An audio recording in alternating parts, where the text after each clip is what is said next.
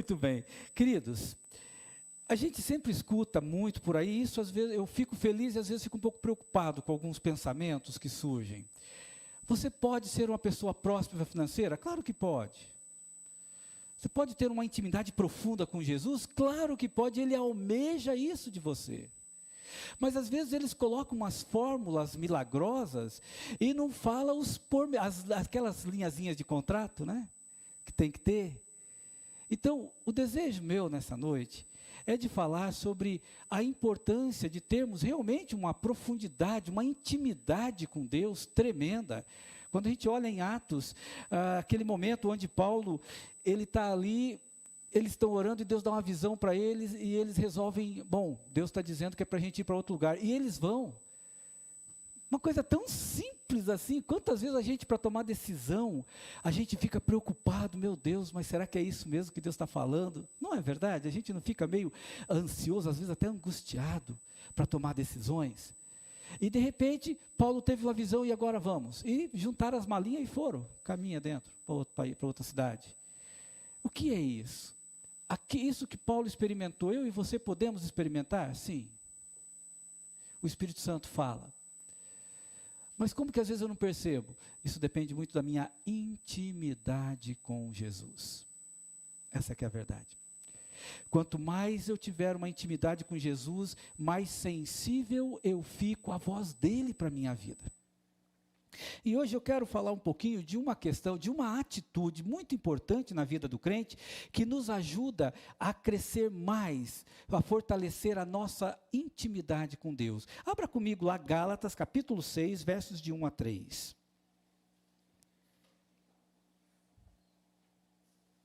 Gálatas 6, de 1 a 3. Isso aqui é uma das atitudes que ajuda você a estar cada vez mais íntimo com Jesus. Ter uma intimidade, uma profundidade maior de intimidade com Jesus. Olha lá, diz assim: irmãos, se alguém for surpreendido numa falta, vós que sois, a palavra falta ali é pecado, vós que sois espirituais, corrigi-o com espírito de brandura, que também no grego é mansidão, e guarda-te para que não sejas também tentado. Levai as cargas uns dos outros e assim cumprireis a lei de Cristo. Qual é a lei de Cristo? Amor. Porque se alguém julga ser alguma coisa, não sendo nada, a si mesmo se engana. Meu Deus querido, muito obrigado pela tua presença, obrigado, Senhor, pelo privilégio da gente se reunir, glorificar teu nome, te honrar, desfrutar da tua presença com a gente. E agora eu quero pedir ao Senhor que continue a ministrar nos nossos corações, com base na tua palavra lida neste momento. Divino Espírito Santo, ministra nos nossos corações, é o que eu te peço em nome de Jesus. Amém. O título dessa noite: seja instrumento de restauração na vida do seu irmão. Meus irmãos, se a gente quer uma vida de profundidade espiritual, nós precisamos procurar rever as nossas maneiras, nossas atitudes, para que uma atitude contrária não atrapalhe a minha intimidade com Deus. Por isso, o título que eu escolhi para essa noite: seja um instrumento de restauração na vida de seu irmão. Ah, pastor, mas Deus faz a restauração, mas Ele usa você como instrumento. Às vezes uma restauração, ela acaba se tornando uma destruição e não restauração. A gente precisa sempre pensar nessa questão. E como é possível eu ser um instrumento de restauração na vida de um irmão querido? Primeira coisa, no versículo 6, irmãos, se algum homem chegar a ser surpreendido em alguma ofensa, vós que sois espirituais, encaminhai-o tal com o espírito de mansidão. Primeira coisa, meus queridos, quando a gente vê um irmão caído em pecado, a última coisa que ele precisa é que você vai lá e pisa na goela dele para ele ficar pior do que ele já está sofrendo com aquilo. Ele precisa de um amor. Veja bem, nós não amamos o pecado, mas amamos o pecador. Então, às vezes a gente precisa, às vezes não, o que o texto está dizendo para a gente, é para a gente, de uma maneira amorosa, dar uma palavra de ânimo e de encorajamento e ajudá-lo a sair dessa situação.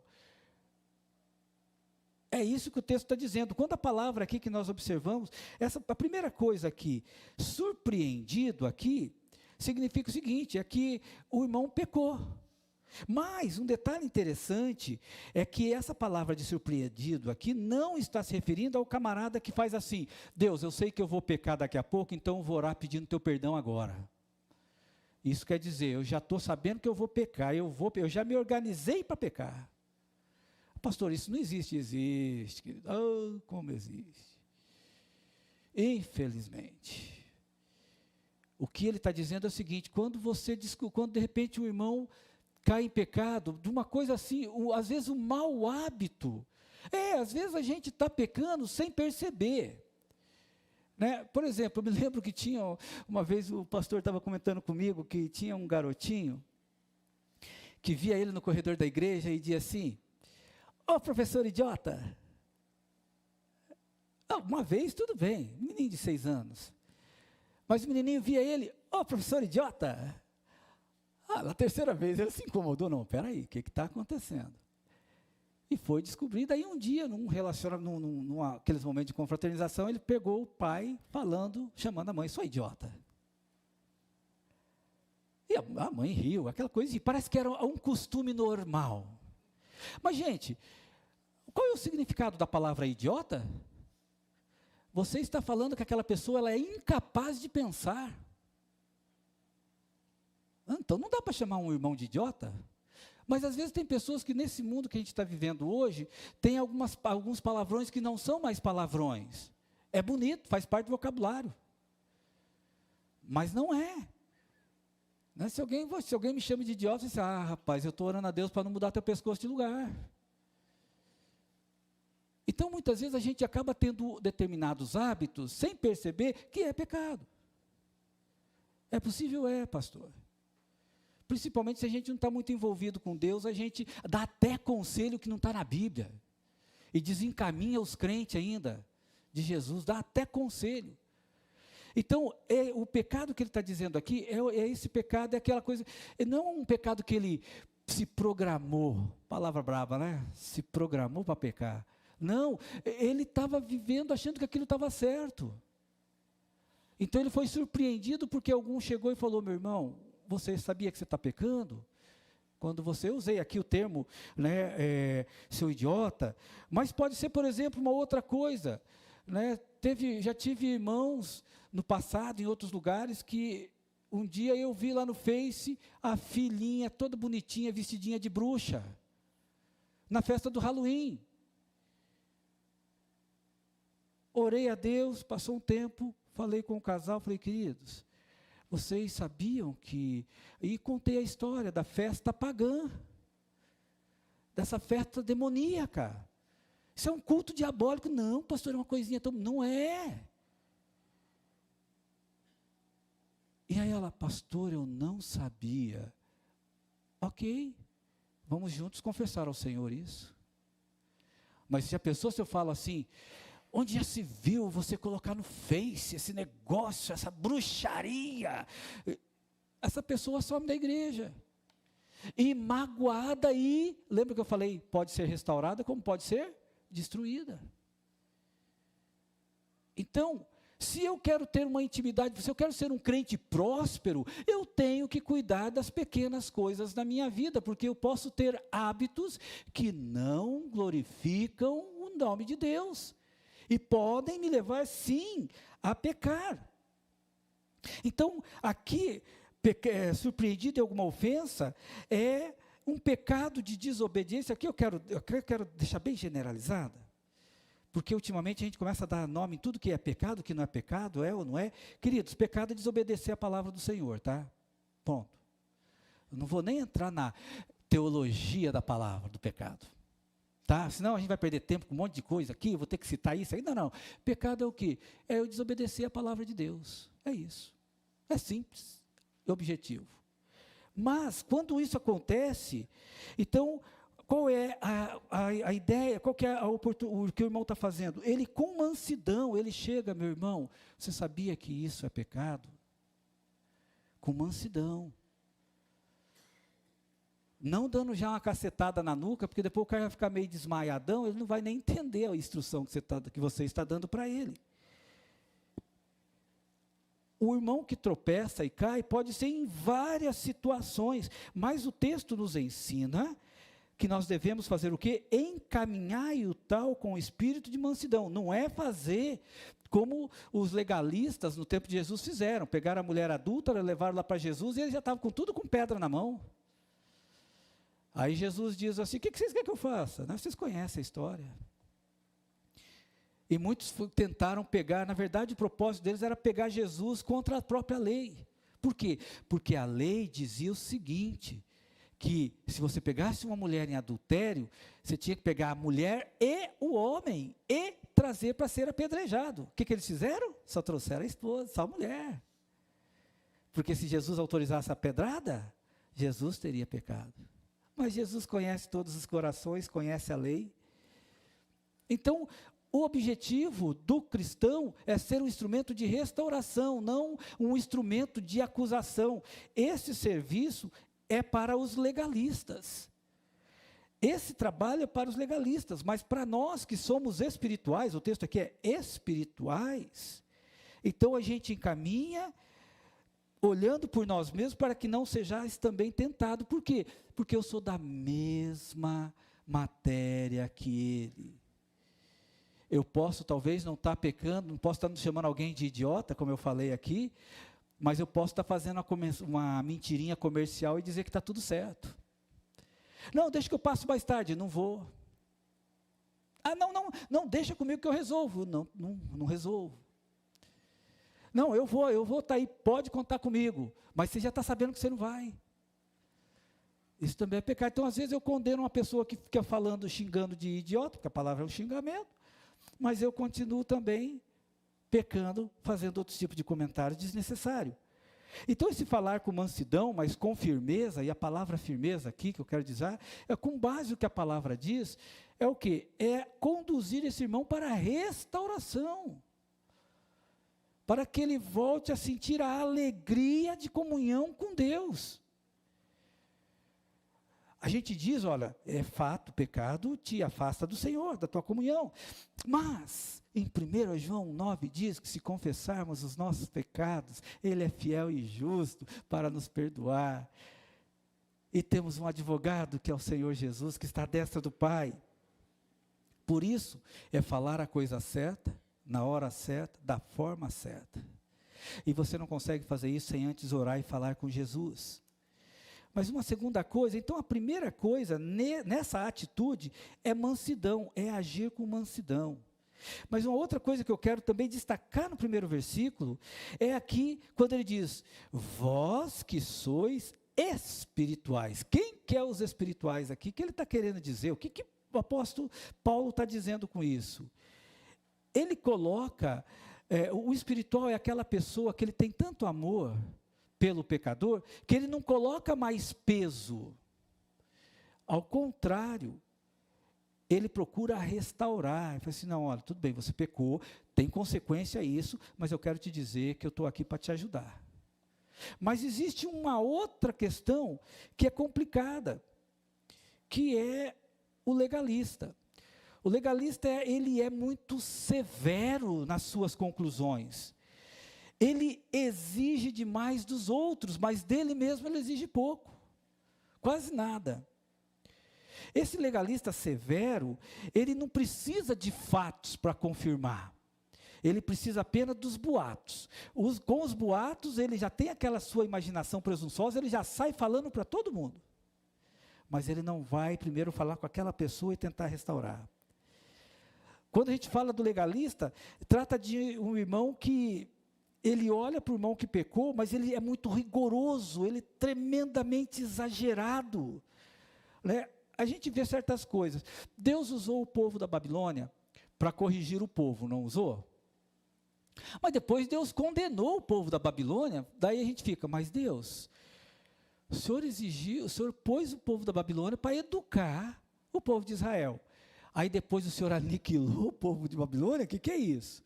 É porque eles exageraram na dose. Eles foram além do que era para ser feito. Uma coisa era realmente subjugar o povo de Israel, era realmente pegar eles e realmente colocar eles na linha. Eles ficaram subjugados. Mas eles fizeram mais do que isso, eles foram muito cruéis com o povo de Israel. E esse excesso foi que Jesus tratou com o povo da Babilônia.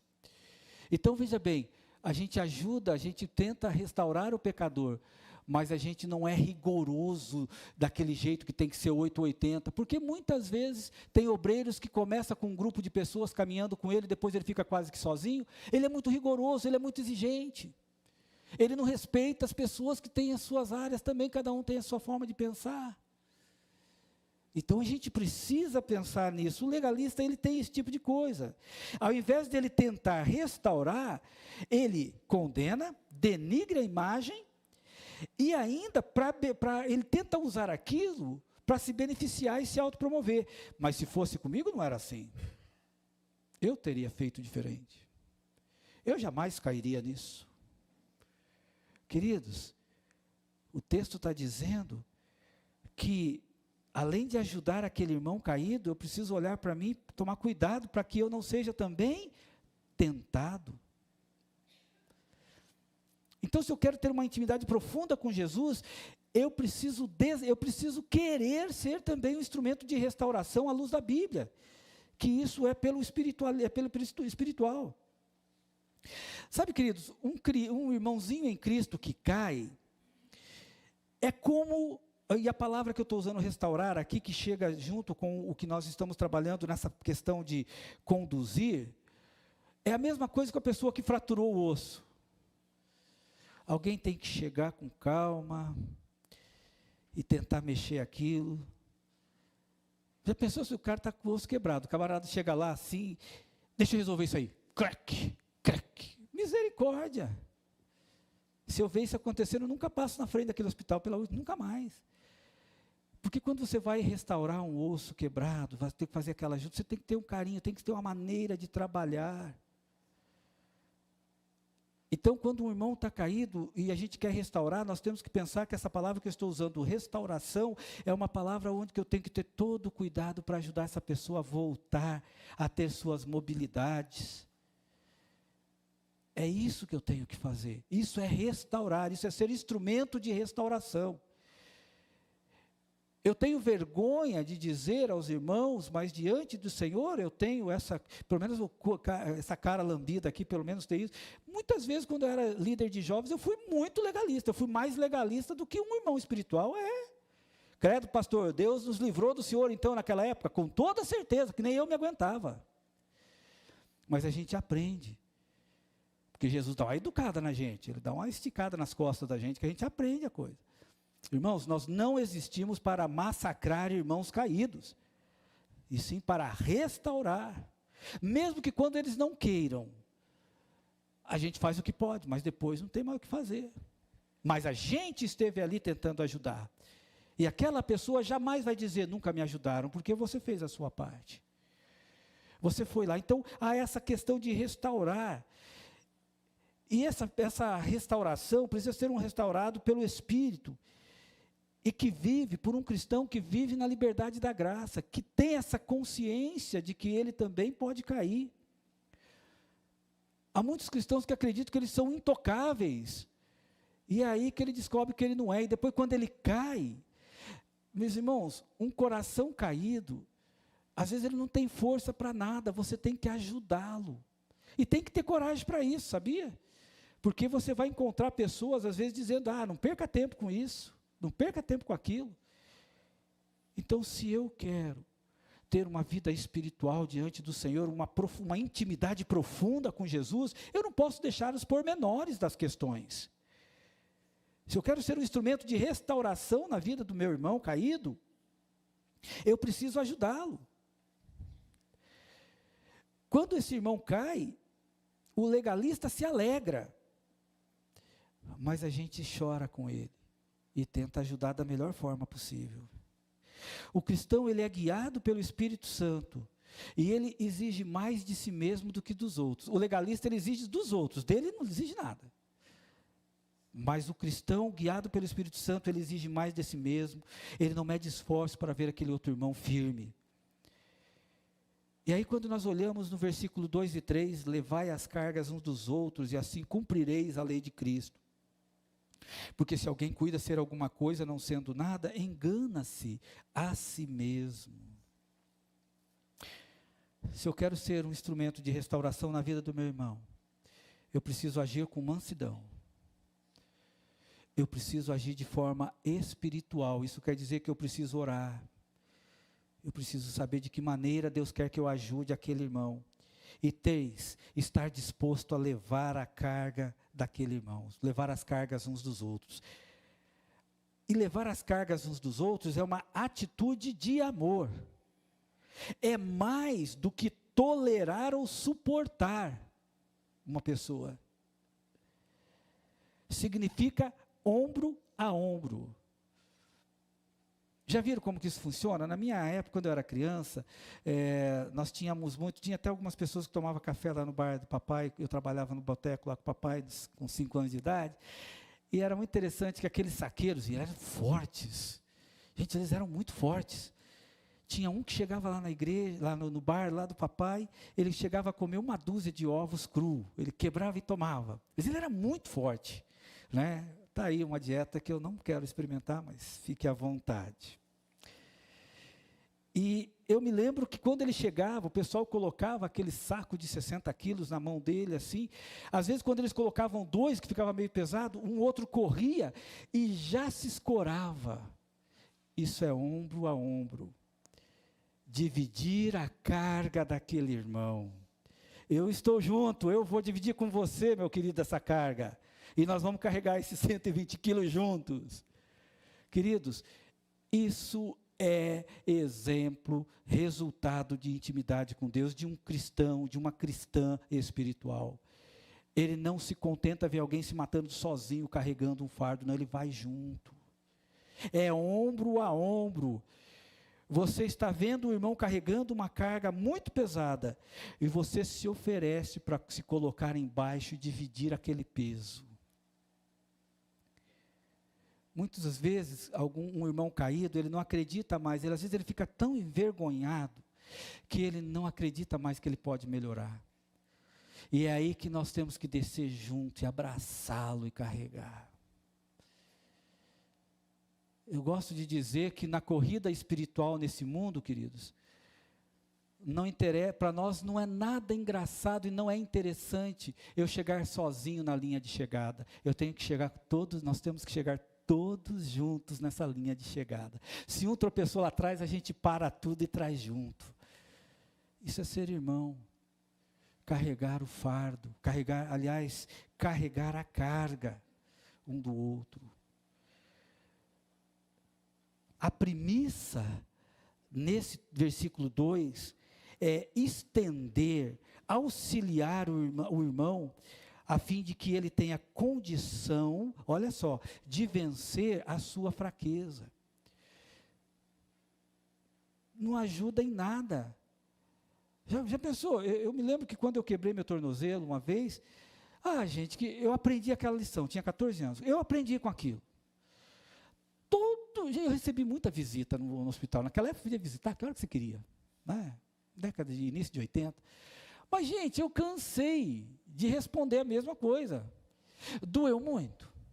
Como é que foi? Gente, eu não aguentava mais. Eu falava assim, mamãe, não deixa mais ninguém entrar nesse abençoado desse quarto. Porque até mesmo a pergunta. Meus queridos, eu não quero que alguém fique perguntando se doeu muito, como que foi. Eu não quero rever aquela cena. Eu preciso que alguém fale assim, você está com sede? Eu vou pegar um copo de água para você, que você não pode sair daí agora. Você divide carga. Sabe, queridos? A gente vê todo mundo falar de prosperidade, mas ninguém fala de algumas atitudes que têm que ser tomadas. Se você quer ser um crente com uma intimidade profunda com Jesus, você tem que ler as entrelinhas. Você precisa ter atitudes que glorificam o nome de Deus. não é só sair para monte orar pedindo a Deus prosperidade, não é você acreditando que é dando que se recebe, porque isso é mentira, a Bíblia diz o contrário. Sabe, o que nós precisamos é ter atitudes que glorifiquem o nome de Deus e atitudes que são de obediência à palavra do Senhor. Assim, eu e você vamos cumprir o que Deus pede de nós, que é o amor. Eu nunca vou esquecer de uma vez, uma pessoa falou assim para mim, tinha um casal que eles iriam se casar, eram duas pessoas que se conheceram, e aí alguém disse, pastor, o senhor vai fazer o casamento? Vou. Mas nada, eu estou aqui para abençoar pessoas, eu não estou aqui para ficar jogando pedra em ninguém não, ué. Vocês querem consertar a vida deles, eu estou aqui para isso. Mas eu não estou aqui para dar tiro em ninguém não. Esse aí é o serviço do acusador. Não sou eu. Por isso eu preciso, ao contrário, oferecer o meu ombro, estar disposto a isso. E você vai levar crítica, tá bom? Porque Jesus, sendo médico do povo naquela época, levou tanta cacetada, tanta gente quebrando, brigando com ele. Mas observa o finalzinho do 3, porque se alguém cuida ser alguma coisa, não, olha só, não é por acaso não é nada, a afirmação é, não sendo nada, engana-se a si mesmo.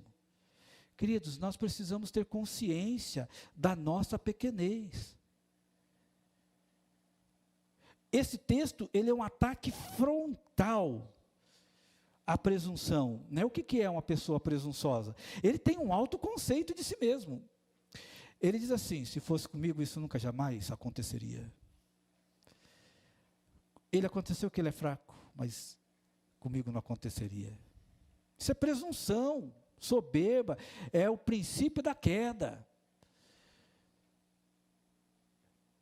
O que nos faz ternos, generosos, mansos, humildes, compreensivos e serviçais para com os outros, é quando nós temos esta consciência da nossa própria pequenez. Queridos, quem somos nós? Apesar que é Bíblia, então é verdade, mas aquela palavra de Salomão, né? Se você quiser, é melhor você ir numa casa de luto do que numa casa de festa. Quando você chega ali, você vê que você não é nada. Aonde fica tudo isso? Então nós precisamos entender que temos que ter essa consciência, quem sou eu e você? Somos nada, não quero aqui, pastor, mas o senhor está diminuindo? Não estou diminuindo, estou dizendo para você, você sabe me dizer que vai te acontecer daqui 15 minutos? Não, você não tem controle, você não tem controle disso. Você não tem controle da manhã. Então a gente tem que tomar muito cuidado de cair que nem aquele publicano, né? Estava aqui, vocês já leram esse texto? Se não leram, vai lá. Lê o pecador e o publicano. Gente, é um teatro aquilo ali, mas é uma realidade. Começa assim, né? O camarada está lá, ó Deus, né? Mas antes dele está aquele pecador, Deus, tem misericórdia, tem piedade de mim, que eu sou pecador, eu sei que eu sou pecador. Mas aí chega o publicano. Deus, obrigado, porque eu não sou como esse pecador aqui. Eu estou fazendo uma cena porque eu tento imaginar como é que foi o abuso daquele camarada. Estou tentando não ser exagerado, porque às vezes eu exagero mesmo. Mas Deus disse que ouviu a oração de quem assumiu a sua pequenez, não de quem era alguém. Nós não somos nada. A bênção nossa é que quando a gente tem essa consciência de que nós não somos nada, a gente sabe que tudo é Cristo para a gente, então é dele que a gente depende. Se vocês verem algumas das mensagens que a gente pregou ultimamente, a gente falou um pouco sobre isso, sobre essa questão de não se preocupar com o futuro, porque pertence a Jesus, realmente pertence. Então a gente precisa compreender isso. O que eu estou dizendo aqui não se trata de fatalismo, mas eu estou dizendo que é a nossa incapacidade pessoal de prever o futuro, de não ter controle sobre as situações adversas. Isso para nós é até um livramento, porque daí a gente depende só de Jesus, de mais ninguém. Quando você lê lá em Filipenses 4,13, que nós podemos fazer todas as coisas em Cristo, é verdade, nós podemos fazer todas as coisas em Cristo. O texto é, tudo posso naquele que me fortalece. Se eu parafraseá-lo, trazendo do grego para a nossa linguagem no português aqui, bem claro seria, eu posso fazer tudo aquilo que Deus me pede pelo poder de Jesus, não do meu poder. Pelo poder de Jesus eu posso fazer o que Ele me pede, porque eu dependo dEle. Então, o poder é de Deus, e Deus age em nossas vidas. Por isso, ao invés de olharmos um irmão com desprezo, devemos olhar a nós mesmos primeiro, porque nós somos da mesma matéria, tá? E nós podemos sim tropeçar aí. O cristão espiritual, ele aborda essa situação com um espírito de mansidão e de amor. O cristão que vive pela graça, sabe que ninguém está livre de cair. Todos nós sabemos disso, gente. Se a gente não vigiar, a gente dá uma escorregada feia. Quando a gente tem este pensamento, é resultado de que nós temos uma convicção da nossa fraqueza.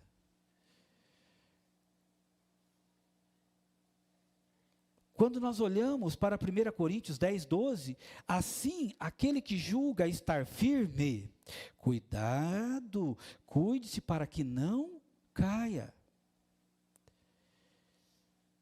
Quando eu vejo alguém caindo, a primeira coisa que eu vejo é se Deus, tenha misericórdia, te agradeço que não foi eu, mas tenha misericórdia daquele também.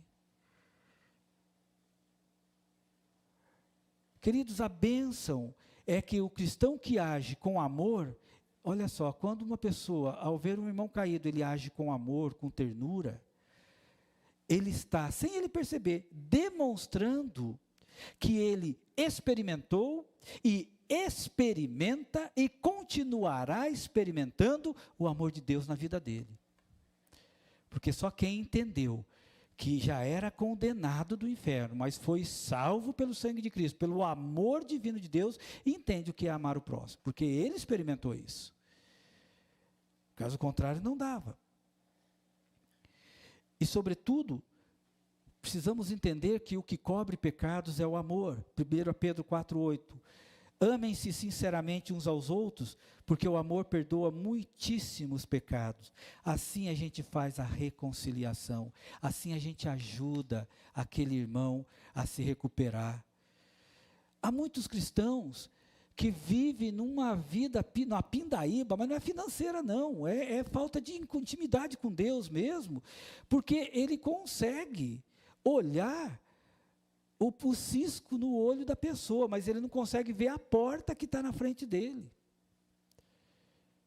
Se eu quero uma intimidade, se eu quero ser um cristão próspero, em todas as áreas da minha vida, mas não vou perder meu tempo com dinheiro, porque isso é resultado de intimidade com Jesus.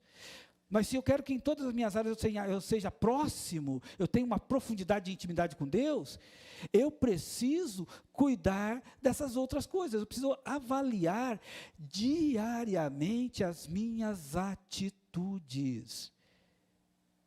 O cuidado amoroso não é uma invenção moderna, gente. É como eu falei agora há pouco, é como aquele cuidado do médico que ele vai pegar o ossinho e vai tentar colocar, né? Arrumar o camarada ali, ele vai ficar tudo bonitinho de novo, correndo 120 km de novo, de bicicleta.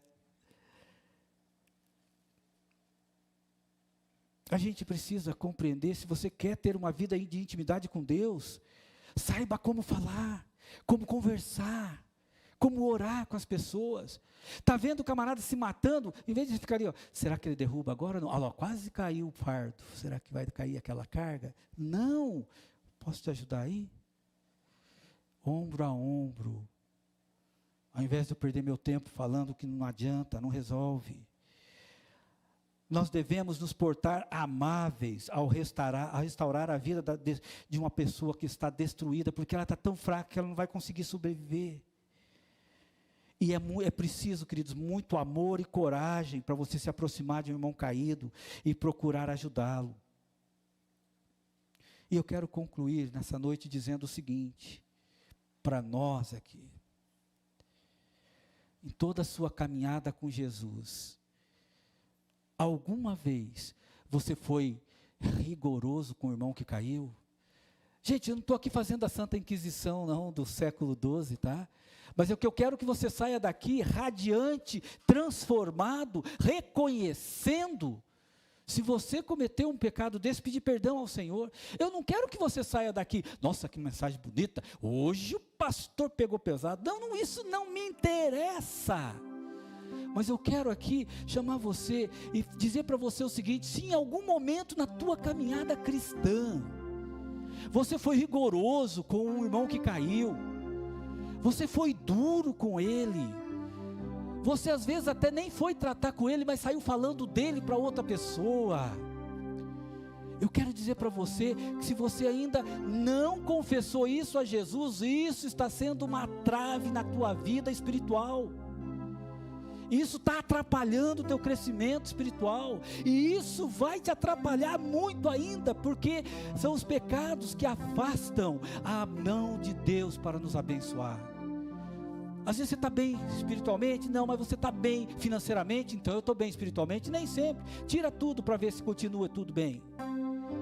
Então hoje, gente, o que Deus colocou no meu coração para falar para a gente nessa noite, como eu disse, não, volto a repetir, não é uma Santa Inquisição do século XII, não quero isso, mas eu quero dizer para vocês o seguinte: se dentro do que nós falamos aqui, se em algum momento na tua caminhada cristã, você foi rigoroso demais com um irmãozinho que caiu, você foi duro demais com ele, você foi severo demais, você o envergonhou na frente de todo mundo, você o expôs, você denigriu a imagem dele, porque isso é o que o legalista faz isso. Eu quero dizer para você nessa noite, querido, reconheça diante de Deus que isso é pecado, e mude. Você não vai desfazer o que aconteceu lá no passado. Ali é Jesus curando a vida daquele irmãozinho que ao invés de restaurar, você destruiu mais ainda, pisou mais no pescoço. Isso não vai mudar isso. Mas eu quero dizer para você que você não precisa sair de hoje, daqui do culto hoje, com esse peso de novo. Deixa no altar do Senhor. Gente, isso que eu estou dizendo é muito sério. Que eu quero que você seja abençoado. Eu quero que amanhã, que daqui para frente seja uma mudança radical. É isso que eu quero. Eu quero um avivamento, um reavivamento na vida do crente. Mas às vezes a gente não percebe que a gente faz esse tipo de coisa, às vezes lá atrás, e o tempo passou e a gente nem lembra. Mas o meu desejo é que o Senhor nos faça recordar, se em algum momento eu fiz isso, porque isso trava a nossa vida espiritual, gente. Isso trava mesmo, e nós não precisamos disso na nossa vida cristã. A Bíblia diz em Hebreus 12:1, portanto nós também, pois que estamos rodeados de uma tão grande nuvem de testemunha, deixemos todo o embaraço e o pecado que tão de perto nos rodeia, e corramos com paciência a carreira que nos está proposta. É possível muitas vezes, queridos, eu ter embaraços na minha vida e nem perceber, mas isso está atrapalhando a tua vida, é isso que está travando a tua vida em todas as áreas. Larga esse pecado para lá, confesse diante de Jesus, e quando você for confessar, se tiver isso, alguém aqui no nosso meio, você: Jesus, me perdoe, porque naquela época, não vou lembrar o ano nem o mês, mas eu sei daquele irmãozinho, que eu ali fui que nem Paulo, eu consenti, e foram injustos com ele, e eu fui mais injusto ainda, que eu fui radical com ele, eu fui duro com ele, quando eu poderia, naquele momento de aflição e de choro, eu poderia ter abraçado ele e trazido para a luz. Nós, crentes em Jesus Cristo, fomos chamados para sermos instrumentos de restauração na vida dos nossos irmãos. Que o Senhor nos ajude. Eu quero orar agora com você, meu querido, e quero dizer para você Você não precisa contar nada para mim não precisa saber nada disso. Isso aí é você e Deus. Mas, se em algum momento na tua história de vida cristã, você foi severo, você foi radical, você consentiu, às vezes porque no nosso meio batista temos as assembleias, você se consentiu num desligamento de uma pessoa sem verificar os fatos, se realmente era verdade tudo aquilo. Se arrependa diante de Jesus. Meu desejo é que você não saia daqui ainda com essa corrente no teu pé, porque isso está travando a tua vida, e vai travar a tua vida ainda, porque Jesus quer nessa noite trazer libertação para nós. Que nós de repente, pastor, o senhor já fez isso? Já fiz, e antes de chegar aqui eu fui muito esperto, eu já me confessei a Jesus, eu assumi sim, e ainda tenho pedido a Jesus, sim, os que eu lembrei eu confessei, mas se eu ainda fiz isso, Senhor, me revela, porque eu quero confessar ao Senhor. E se a pessoa ainda estiver viva, eu quero que o Senhor me dê a oportunidade de conversar com essa pessoa e pedir perdão para ela, em nome do Senhor. Por isso, meus irmãos, o meu desejo aqui, termino com essa frase, não é uma santa inquisição não, mas eu quero que você saia daqui leve. Eu quero que você deixe nesse altar agora tudo aquilo, qualquer atitude nessa área, o que está travando a sua vida espiritual, está sendo a sua atitude de sendo mais legalista do que o espiritual. E talvez aquela pessoa que eu não sei como está agora, talvez ainda carregue as marcas daquela crueldade de acusação sem fundamento, ou chegou naquela hora, não teve ninguém para oferecer o ombro e carregar aquele fardo. Esse é o desejo do meu coração. Quero que você saia daqui livre, tá? Aberto, liberto de tudo isso.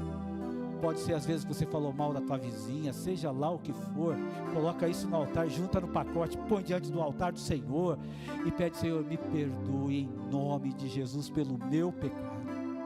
Mas o desejo do meu coração é que saiamos daqui hoje leves,